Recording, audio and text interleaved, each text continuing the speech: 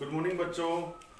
मैं हूं आरजी चौबे और आप देख रहे हो एमएस टीम एजुकेशन। मैं आप सभी को आज ग्रामर से डायरेक्ट एंड इनडायरेक्ट स्पीच के बारे में बताने जा रहा हूं। इनमें से कुछ आप लोगों में से कुछ बच्चे ऐसे भी हो जिन लोगों ने इसे पढ़ा भी होगा और समझा भी होगा। इसके बावजूद भी मैं आज आप लोगों को डायरेक्ट और इनडायरेक्ट स्पीच के बारे में बताऊंगा कि ये क्या होता है। डायरेक्ट एंड इनडायरेक्ट स्पीच 9, 10, 11, 12 और अन्य परीक्षाओं के लिए भी बहुत उपयोगी होता है। इसलिए मैं सर्वप्रथम ये बताने जा रहा हूं कि डायरेक्ट एंड इनडायरेक्ट स्पीच है क्या। सबसे पहले इसका हिंदी आप जानिए। इसको हिंदी में प्रत्यक्ष एवं अप्रत्यक्ष वाक्य कहते हैं। तो सबसे पहले हम लोग ये जानें कि डायरेक्ट स्पीच क्या है। डायरेक्ट स्पीच क्या है? प्रत्यक्ष वाक्य क्या है? प्रत्यक्ष वाक्य उसे कहा जाता है जिसे स्पीकर या वक्ता स्वयं बोलता है। यानी हम कह सकते हैं कि वक्ता के कही गई बात ही डायरेक्ट स्पीच कहलाती है। जैसे Ravi Seth comma inverted comma Ram is a good boy inverted comma close. इसमें सबसे पहले आपको ये देखना है, कुछ महत्वपूर्ण चीजों को जानना है ताकि वो चीजें जब भी आपके सामने आएंगी उसे आसानी से हल कर लेंगे। तो आओ बच्चे सबसे पहले ये जानें कि इसे हम क्या कहते हैं। बच्चे डायरेक्ट इनडायरेक्ट स्पीच को पढ़ते हैं लेकिन एक्चुअली में उससे कुछ महत्वपूर्ण बिंदुओं को नहीं जान पाते, जिसे जानना अत्यंत आवश्यक है। सबसे पहले हम लोग ये जानेंगे इसे क्या कहते हैं, इसे और इसे क्या कहेंगे। इसे क्या कहेंगे, इसे क्या कहेंगे। आओ जानते हैं। रवि सेठ, इसे बोलते हैं रिपोर्टिंग वर्ब।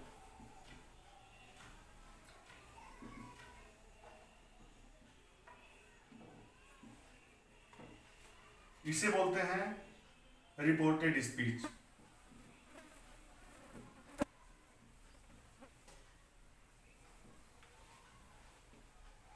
यानी रवि सेठ रिपोर्टिंग वर्ब है और Ram is a good boy reported speech. इसे बोलते हैं, इसे कामा बोला जाता है, कामा COMMA। और इन दोनों को इन्वर्टेड कामा कहते हैं।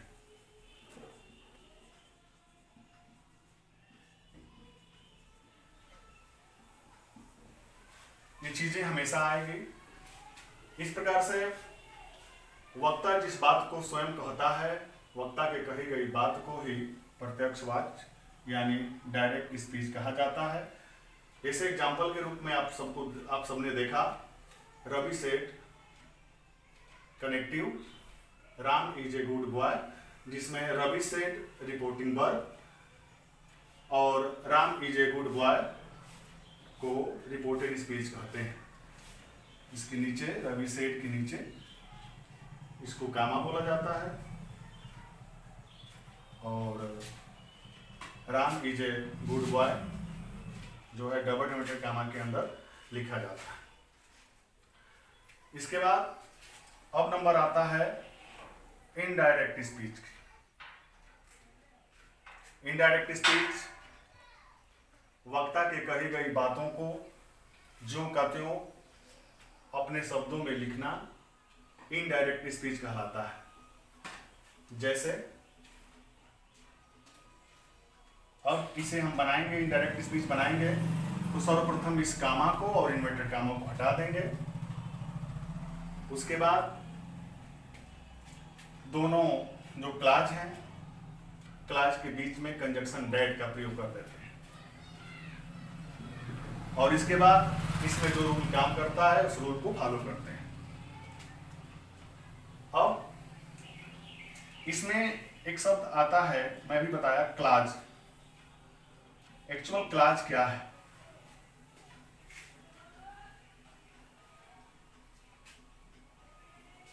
क्लाज किसे कहते हैं?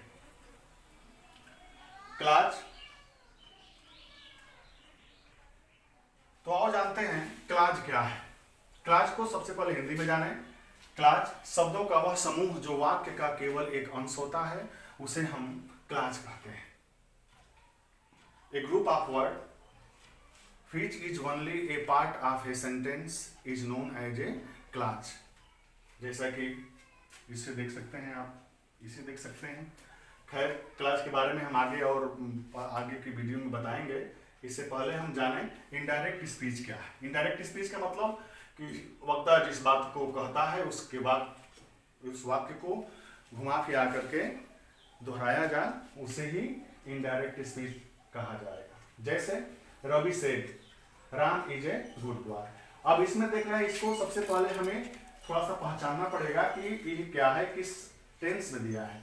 तो देखिए, टेंस के हिसाब से रिपोर्टिंग वर्ब जिस टेंस में होता है उसके हिसाब से हम रिपोर्टिंग स्पीच को चेंज करते हैं।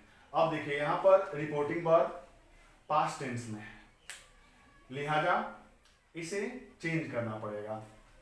जैसे Ram is a good boy, इस सिंपल प्रेजेंट है, इसलिए जब इसको चेंज करेंगे तो राम इज के स्थान पर जो इज है, इस इज के स्थान पर वाज लग जाएगा और बाकी सबको उतार देंगे, कामा इन्वर्टेड कामा को हटा देंगे। जैसा कि इसके एग्जांपल नीचे देखिए, डायरेक्ट का ये हो जाएगा रवि सेड दैट हो जाएगा। अब हमने क्या किया कि कामा को हटा दिया, इन्वर्टेड कामा को भी हटा दिया, और उसके बाद बस कुछ नहीं करना है, इसमें से जो इज है इज को चेंज कर देना है और इज के स्थान पर वाज कर देना है। अर्थात ये हो जाएगा राम वाज ए गुड। देखिए, इसमें कुछ किया नहीं गया है, बस क्या किया, कामा को हटा दिया गया, इन्वर्टेड कामा को हटा दिया गया, और दोनों क्लाजों के बीच जो क्लाज है, इन दोनों क्लाज जैसे रवि सेड और Ram is a good boy के बीच में डेट लगा दिया गया। जैसा आप पहले भी पढ़े होंगे, क्योंकि ग्रामर सबका एक ही होता है। इसके बाद नंबर आता है, इसमें आपको मुख्य मुख्य चीजों को जानना होगा। कामा, इन्वर्टेड कामा, उसके बाद डेट का यूज करना।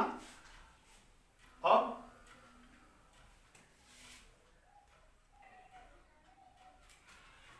चलते हैं बच्चे, अब देखते हैं इसमें सबसे पहले क्या किया जाएगा। तो सबसे पहले इसमें नंबर आता है कॉमन रूल का। कॉमन रूल के तहत हम करते क्या हैं कि सबसे पहले कामा और इन्वर्टेड जो कामा है इसको हटा देंगे, और जो क्लाज दिया है, जो वाक्यांश है, वाक्यांशों के बीच में डेट का प्रयोग कर देते हैं। ये लगभग जितने भी रूल आएंगे प्रत्यक्ष और अप्रत्यक्ष वाक्य का, इससे हमेशा बार बार इसको हटाना पड़ेगा। यानी जब भी आप सॉल्व करने जाएंगे एग्जाम्पलों को, तो इस नियम का जिक्र हमेशा आपको नजर में होना चाहिए कि नहीं, इसे हमें हमेशा यूज करना है। अब इसके पश्चात क्या होता है कि इसे हम चेंज करते हैं। अब रूल, साधारण रूल के बाद अब आगे क्रमशः रूल हम पढ़ते जाएंगे। इसमें सबसे पहले नियम है, अगला जो रूल है, ये रूल ये है कि यदि रिपोर्टिंग वर्ब, जैसे कि मैं इससे पहले समझाया था रिपोर्टिंग वर्ब और रिपोर्टेड स्पीच क्या है, यदि रिपोर्टिंग वर्ब प्रेजेंट टेंस में होगा, प्रेजेंट टेंस, ध्यान रहे,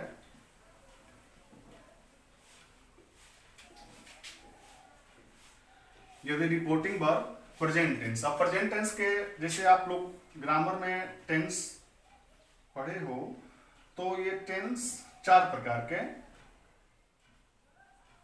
present indefinite,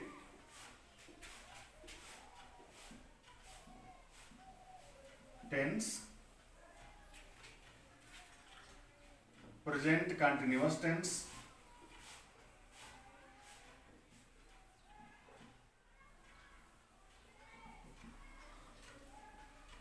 present perfect tense,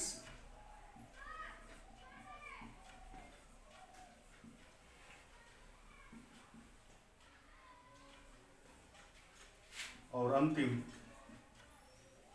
present perfect continuous tense. याद रहे, मैंने बताया कि रिपोर्टिंग पर प्रेजेंट टेंस में, यानी ये याद रखना होगा, present indefinite, present continuous, present perfect continuous tense में रिपोर्टिंग वर्ब होगा तो रिपोर्टेड स्पीच के वाक्य में कोई भी परिवर्तन नहीं किया जाएगा, हम उसे ज्यों का त्यों उतार देंगे। बस आप सबको क्या करना है कि कॉमन रूल का प्रयोग करना है। कॉमन रूल का प्रयोग करने का मतलब ये हुआ कि कामा को हटा देना है, इन्वर्टेड कामा को भी हटा देना है, डेट का प्रयोग करना है और ये फुल स्टॉप वाक्य के अंत में लिखना है जब रिपोर्टिंग वर्ब प्रेजेंट टेंस में होगा तब। जैसे पूजा से, पूजा सेज, याद रहे, कामा इन्वर्टेड कामा, कामा इन्वर्टेड कामा को कनेक्टिव भी कह सकते हैं। जैसे नेहा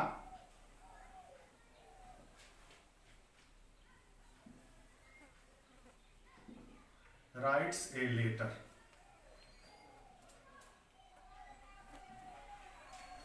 पूजा से connective, Neha writes a letter. अब देखेंगे इसमें रिपोर्टिंग वर्ब किस टेंस में है, प्रेजेंट इंडेफिनिट टेंस में। मैंने बताया कि प्रेजेंट टेंस में होगा तो रिपोर्टेड स्पीच के वाक्य में कोई भी परिवर्तन नहीं किया जाएगा। हम क्या करेंगे, केवल कामा इन्वर्टेड कामा को हटा करके दोनों जो वाक्यांश है, इन दोनों वाक्यांशों के बीच में कंजक्शन दैट का प्रयोग कर देंगे। अब इसका हम इनडायरेक्ट बनाते हैं तो ये क्या हो जाएगा, ये हो जाएगा पूजा सेज दैट। अब इसमें हमें कोई परिवर्तन नहीं करना है, इसे ज्यों का त्यों लिख देना है। यह नियम तभी काम करता है, यह नियम तभी लागू होता है जब रिपोर्टिंग वर्ब किस टेंस में होगा, प्रेजेंट टेंस में होगा, प्रेजेंट टेंस के चारों में होगा। तो इस रिपोर्टेड स्पीच के वाक्य में कोई परिवर्तन नहीं करेंगे। तो ध्यान देंगे, ये हो जाएगा आपका नेहा राइट ए लेटर। मुझे उम्मीद है कि आप सबको समझ में यह आया भी होगा। सबसे बड़ी बात यह है कि नरेशन को जानने के लिए टेंस को जानना बेहद जरूरी है, क्योंकि tense is the king of grammar.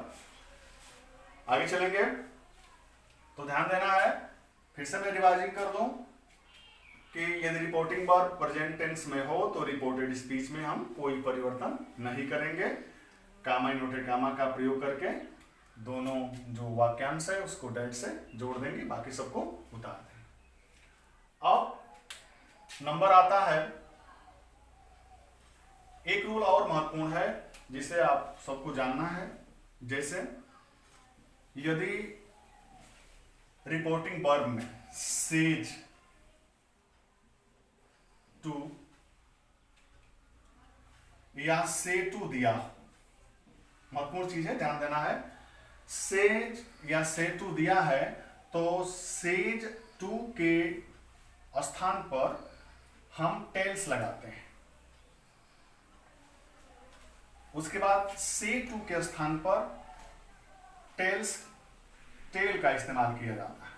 यानी सेज टू यदि रिपोर्टिंग वर्ब में ये आएगा तो इसके स्थान पर टेल्स, अगर से टू आया होगा तो उसके स्थान पर टेल का प्रयोग करते हैं। जैसे इसका एग्जांपल देखते हैं, जैसे Tina says to Madan, connective Daya went to Ballia. अब इसमें देखेंगे, अब मैंने ऊपर बताया कि यदि रिपोर्टिंग वर्ब में सेज टू आया हो तो सेज टू को हम हटा देंगे और उसके स्थान पर टेल्स का इस्तेमाल कर देंगे। कनेक्टिव यानी गामा इनवर्टेड गामा को हटाएंगे, इसमें डेट का प्रयोग करेंगे और बाकी सबको उतार देंगे। क्योंकि हम ऐसा इसलिए करेंगे क्योंकि रिपोर्टिंग वर्ब किस टेंस में है, प्रेजेंट टेंस में दिया है। अब देखिए कैसे क्या होगा, ये हो जाएगा Tina tells Madan that Daya went to Ballia.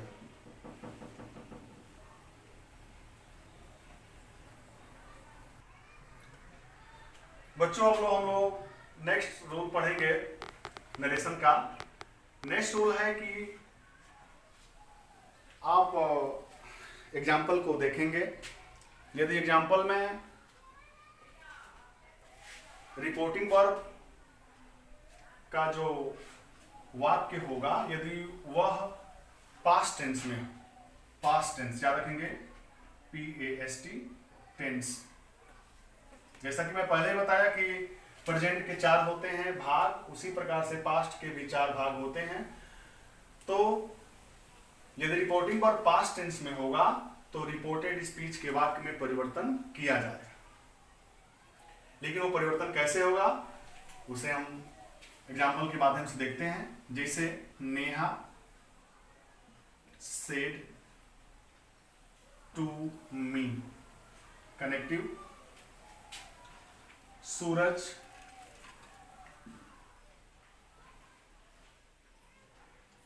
Did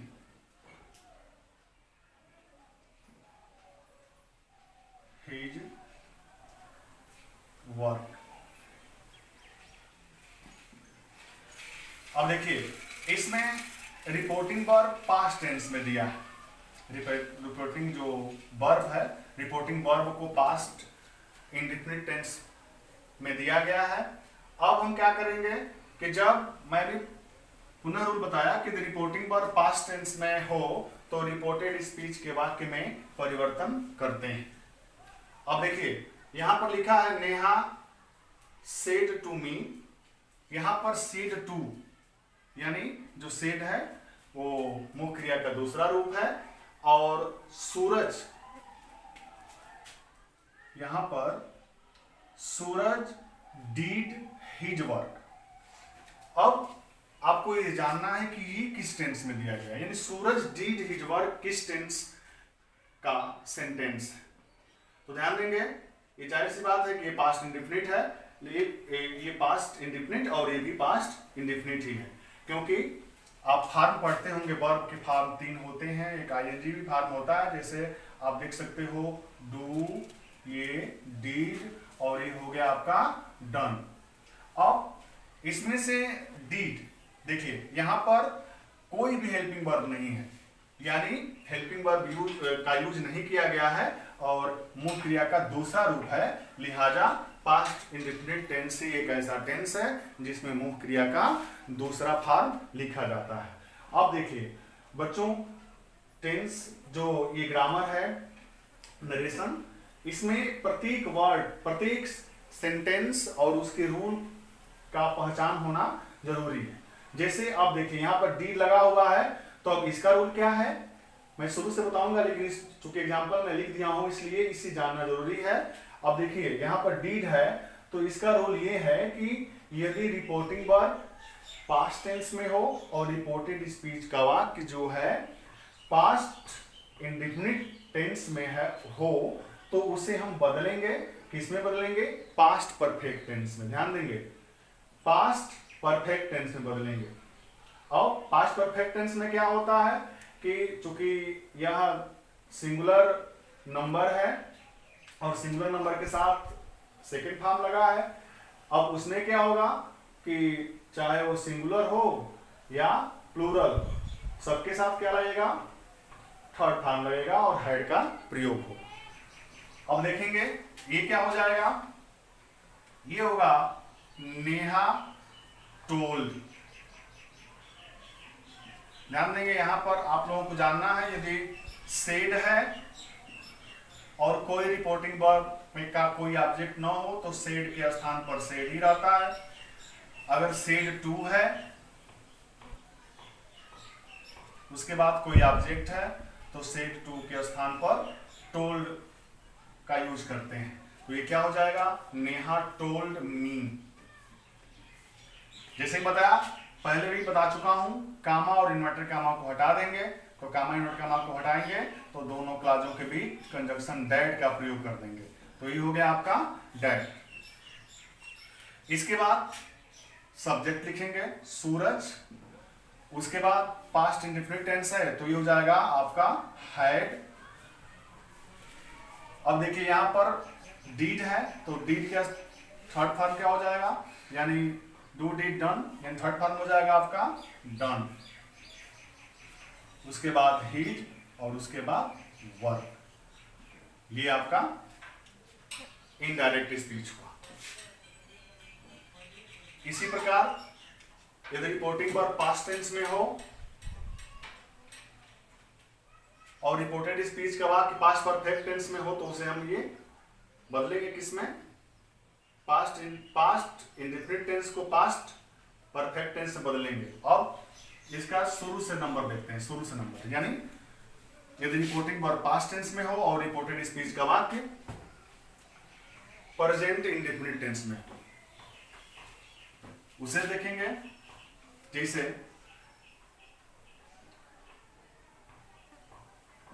Suraj says to me connective